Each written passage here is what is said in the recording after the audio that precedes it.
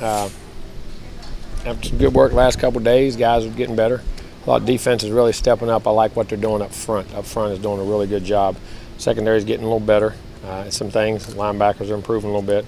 Offensively, it flashes at times. Got to get more consistent, but on both sides. I mean, sometimes right now both sides are making plays because the other guy makes a mistake again. We got to get a little more consistency. We got to get more depth, more guys you can depend on both sides to play that you can count on. But that's going to become some of those young guys first time out are getting better. So making progress, getting there, not nowhere close, but you know, very interesting. Who? No, he had that pec, torn pec. He'll be out there all spring. He'll be back this summer and fall.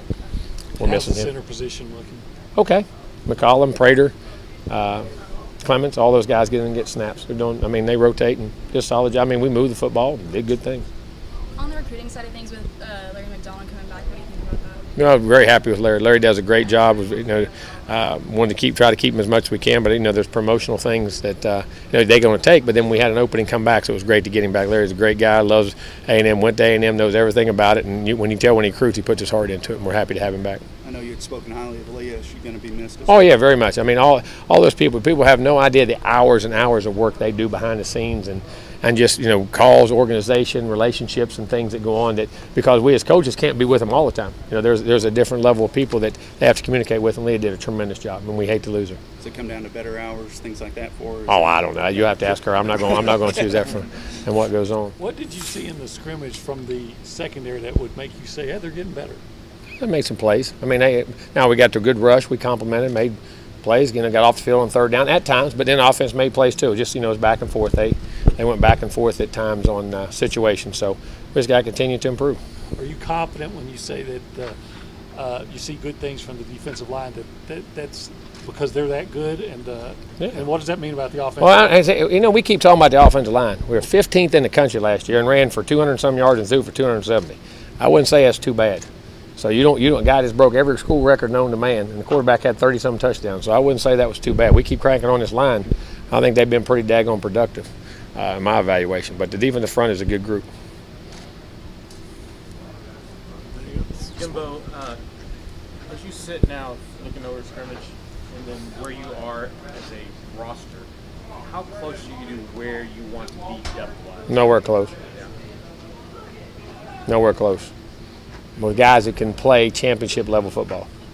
I mean, we got to get better. We got some guys, but we have to get a lot more guys to understand. Some of them it's just youth. Some of them are getting put in situations they've never been in.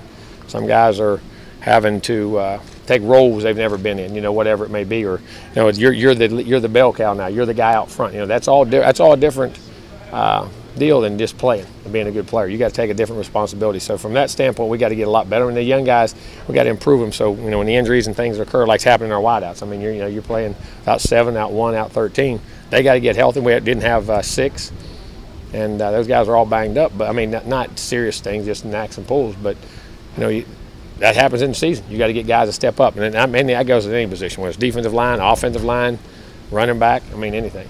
What specifically about the linebackers are you seeing as okay? They were okay. They weren't nothing special, but they got better. I mean, you're talking about a group of guys that hadn't been in there a lot. Buddy they played solid, and those other guys are all getting in new roles. So, I mean, they're making progress from where they could be right now. So where do you see the offensive line moving forward, even though you lose McCoy and it did so you know? Well, hopefully better. I mean, we just got to get better. Now we're blocking good guys, but we got to get some continuity. Got to get healthy. I mean, you played the scrimmage with 2 true freshman guards. Redshirt freshmen and 2, I guess, redshirt freshmen. I say never played 75 and tanking there because some other guys were Hawker and them guys weren't in the scrimmage. He was sick. He had the flu. So getting him in there, move Prater over to guard a little bit sometimes, and just finding combinations right now. They just got to get better. And but that's where you're always going to be at this time of year. And there ain't a coach in America right now saying that. We're hearing good things about Tank. He's okay. Playing a lot because of how well he's playing, or both? How much is the injury situation? Both. He's going to play, and he's in the rotation and doing a good job. And he makes some mistakes for a young guy. You know, calls and how fast it happens and who you're blocking. I mean, them 2 inside guys are pretty daggone good now. I mean, really good. And but you know, he's making progress. So he's making progress. What role deeper the offensive line than wasn't it last year? I wouldn't say that. I mean, we don't know that yet. What role will Cordarian play? Is he a short yardage guy? No, he's a tailback. No, he's a tailback. He'll play just like everybody other tailback. Catches the ball really well. Who were some of those guys that caught your eye maybe in that scrimmage? Nobody. I mean, it was back and forth. I mean, you had plays. Hezekiah made some nice plays in the game, caught a couple deep balls. 2 or 3 of them, matter of fact. Made some plays down the field. Say some of the backs, 3 did a good job. Vernon did a good job in there defensively. Now again, I say the inside 2 tackles, the whole front guys up front. Tyreek John, 3 did a good job rushing.